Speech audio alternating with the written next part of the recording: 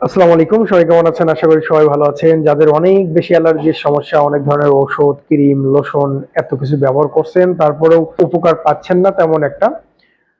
তো অনেকেই ভাবছেন যে এখন কাছে টাকা নেই, ডাক্তারের কাছে যেতে পারছি না, বা ঔষধ খাওয়ার মতো পরিস্থিতি নেই, বা অনেক রাত হয়ে গেছে, শরীর অনেক পরিমাণে চুলকাচ্ছে অ্যালার্জির কারণে। তো এখন তো কাছে ওষুধ নেই, কি করব?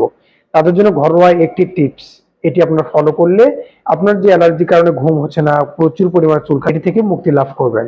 কি করবেন দেখুন, বড়ই পাতা আছে না, বড়ই পাতা, বড়ই পাতা নিবেন।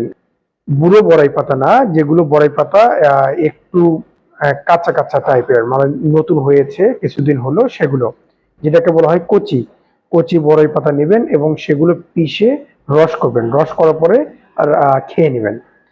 আর যাদের অনেক বেশি অ্যালার্জির সমস্যা তারা এটা করবেন যে বড়াই পাতা, কচি বড়াই পাতা নেবেন, নিয়ে থেতো করে রস করবেন, রস করে সেই রসটি খেয়ে নেবেন। তাহলে দেখবেন যে এই যে অ্যালার্জির সমস্যাটা হচ্ছে এটা ঠিক হয়ে যাবে। এবং যাদের অতিরিক্ত বেশি, তারা তো প্রতিনিয়ত বড়াই পাতার রস খেতে পারবে না, তাহলে কি করবেন, কাঁচা হলুদ সকালে এক টুকরো কাঁচা হলুদ, মানে যতটুকু আপনি খেতে পারেন, চিবিয়ে খাবেন, এবং রাতে কাঁচা হলুদ চিবিয়ে খাবেন।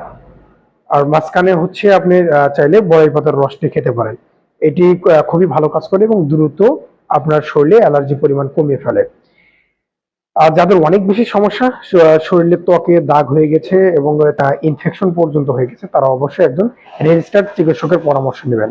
আশা করি টিপসটি কাজে লাগবে। ধন্যবাদ সবাইকে। আসসালামু আলাইকুম ওয়া রাহমাতুল্লাহি ওয়া বারাকাতুহু।